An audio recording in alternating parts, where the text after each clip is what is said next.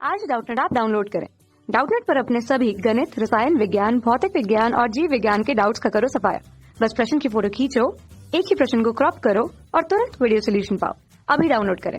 Hello friends, हमारा question है hydrogen और हीलियम प्लस गैस जो है हीलियम प्लस एकल आयनित हीलियम परमाणु है के मिश्रण में जो है हाइड्रोजन परमाणु व हीलियम प्लस आयन जो है को उनकी प्रथम उत्तेजित अवस्था में उत्तेजित किया जाता है।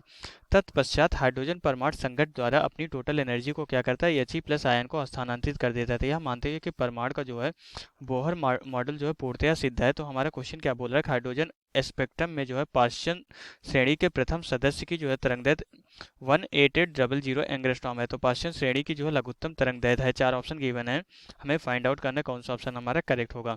तो यहाँ पे हमें क्या बोला जाए, पाश्चन श्रेणी की जो है प्रथम सदस्य की तरंगदैर्घ्य मीन्स हमारा अधिकतम तरंगदैर्घ्य गिवन है, हमें लघुत्तम श्रेणी की जो है तरंगदैर्घ्य कैलकुलेट करनी है। एक्चुअली क्या है पाश्चन श्रेणी क्या होती है, सबसे पहले ये थोड़ा सा हम समझ लेते हैं ब्रीफ में।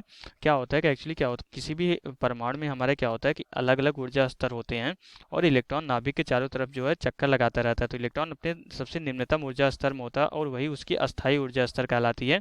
और इस तरीके से हमारी जो है कई सारी हमारी उत्तेजित अवस्था होती है। तो ये हमारी निम्नतम ऊर्जा स्तर होती है, हमारी प्रथम उत्तेजित अवस्था होती है, हमारी द्वितीय उत्तेजित अवस्था होती है, यह हमारी तृतीय उत्तेजित अवस्था होती है। और इसी तरीके से ये हमारा क्या कहाँ तक जाता है, ये इनफाइनाइट तक जाता है।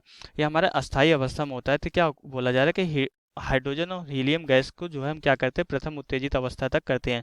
मीन्स इसमें जो हमारे इलेक्ट्रॉन है प्रथम उत्तेजित अवस्था में आते हैं और ये क्या करता है, जो हाइड्रोजन परमाणु का है इलेक्ट्रॉन है हीलियम परमाणु से टकराने के बाद अपनी सारी की एनर्जी खो देता था। हीलियम परमाणु क्या करता है, यहाँ से अपनी किसी उच्च ऊर्जा स्तर में जाता है।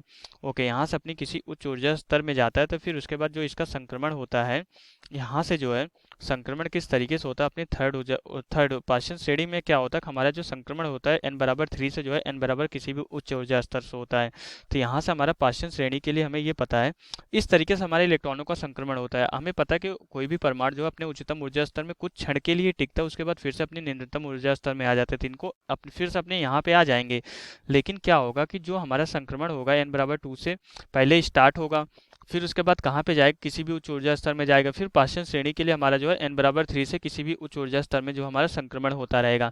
तो जो हमारा पाश्चन श्रेणी होता है, ये हमें पता है कि जो पाश्चन श्रेणी होती है हमारी जो है पाश्चन श्रेणी में हमारा क्या होता है, एन इनिशियल हमारा क्या होता है 3 होता है और एन फाइनल हमारा जो इससे ऊपर कोई भी ऊर्जा स्तर हो सकता है, 4 5 6 7 कोई भी ऊर्जा स्तर हो सकता है।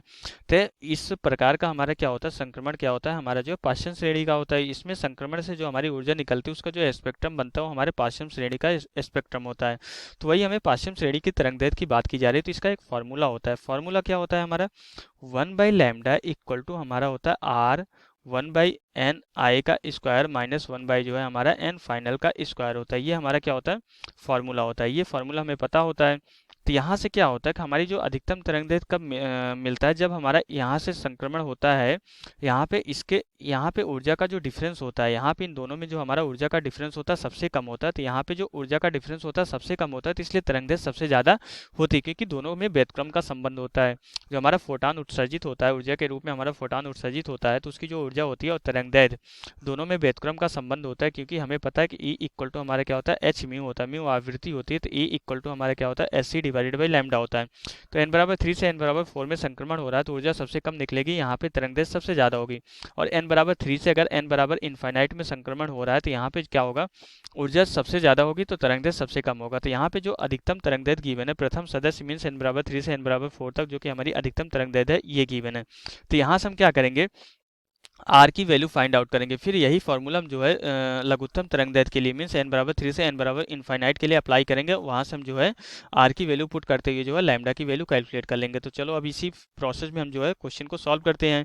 तो यहाँ से 1/λ मैक्सिमम कितना हो जाएगा, 1/λ मैक्सिमम इक्वल टू यहाँ पे हमें आर की वैल्यू कैलकुलेट करनी है। एन आई हमारा जो है यहाँ से 9 हो जाएगा, माइनस हमारा कितना होगा, -1/16 हो जाएगा। तो इसको जब हम सरल करते हैं तो ये कितना आ जाता है, 1/λ मैक्स इक्वल टू आ जाता है यहाँ पे इक्वल टू आर। 16 में से 9 माइनस होता है, यहाँ पे 7 आ जाता है, तो 9 इंटू जो है 16 हो जाता है। तो यहाँ से हमारा क्या हो जाता है, लैम्डा मैक्स इक्वल टू हमारा आ जाता है यहाँ पे 9 इंटू 16 डिवाइडेड बाई हमारा जो है 7 आर के बराबर आ जाता है। सॉरी, हमें क्या करना, आर की वैल्यू फाइंड आउट करनी है। तो आर इक्वल टू कितना हो जाता है, हो जाएगा 9 इंटू 16 डिवाइडेड बाई यहाँ पे 7 इंटू लैम्डा मैक्स हमारा कितना गिवन है 18800 एंगस्ट्रॉम। मीन्स हमारा जो है यहाँ पे जो है 18800 इंटू 10⁻⁻10 मीटर के बराबर तो यहाँ से जो आर हमारा क्या होता है, रिडबर्ग नियतांक होता है। तो इसकी जो वैल्यू आ जाती है 1.1 इंटू 10⁻7 आ जाती है। अब यहाँ से हम क्या करेंगे, ये आर की वैल्यू हमने कैलकुलेट कर ली, तो यहाँ से 1/लैम्डा मिनिमम, अब न्यूनतम तरंगदैर्घ्य कैलकुलेट कर लेंगे। तो यहाँ से आर 1 जो है 9 माइनस 1/इनफाइनाइट हो जाएगा, क्योंकि n बराबर 3 से n बराबर इनफाइनाइट में अब हमारा इलेक्ट्रॉन का संक्रमण होगा। तो यहाँ से 1/लैम्डा मिनिमम इक्वल टू क्या होता है, आर डिवाइडेड बाई 9 हो जाता है। तो यहाँ से हमारा क्या आ जाता है, लैम्डा मिनिमम इक्वल टू हमारा कितना कैलकुलेट हो जाता है 9 डिवाइडेड बाई आर के बराबर हो जाता है। तो आर की वैल्यू हमने ऑलरेडी क्या कर रखी है, कैलकुलेट कर रखी है। तो lambda minimum equal to 9 divided by जो है 1.1 इंटू 10 की पावर कितना आ जाता है, ये यहाँ पे 7 के बराबर हो जाता है। तो इसको जब कैलकुलेट करते हैं तो लैम्डा मिनिमम जो कैलकुलेट होकर आ जाता है हमारा कितना आ जाता है 8225 एंगस्ट्रॉम के बराबर हो जाता है। कितना आ जाता है 8225 एंगस्ट्रॉम के बराबर हो जाता है। तो यही हमारा क्या हो जाता है, आंसर हो जाता था। आंसर हमारा कितना आ गया, लैम्डा मिनिमम ही कैलकुलेट करना था, लघुत्तम तरंगदैर्घ्य हमारा 8225 एंगस्ट्रॉम के बराबर आ गया। अब अगर हम यहाँ पे चारों ऑप्शंस को चेक करें तो जो थर्ड ऑप्शन हमारा आंसर से मैच करा, तो थर्ड ऑप्शन हमारा क्या होगा, करेक्ट ऑप्शन होगा। तो यहाँ से हमारा क्वेश्चन कंप्लीट हो जाता है। Okay, thank you. कक्षा 6 से 12वीं से लेकर नीट, IIT, JEE वो एडवांस के लेवल तक 1 करोड़ से ज्यादा छात्रों का भरोसा।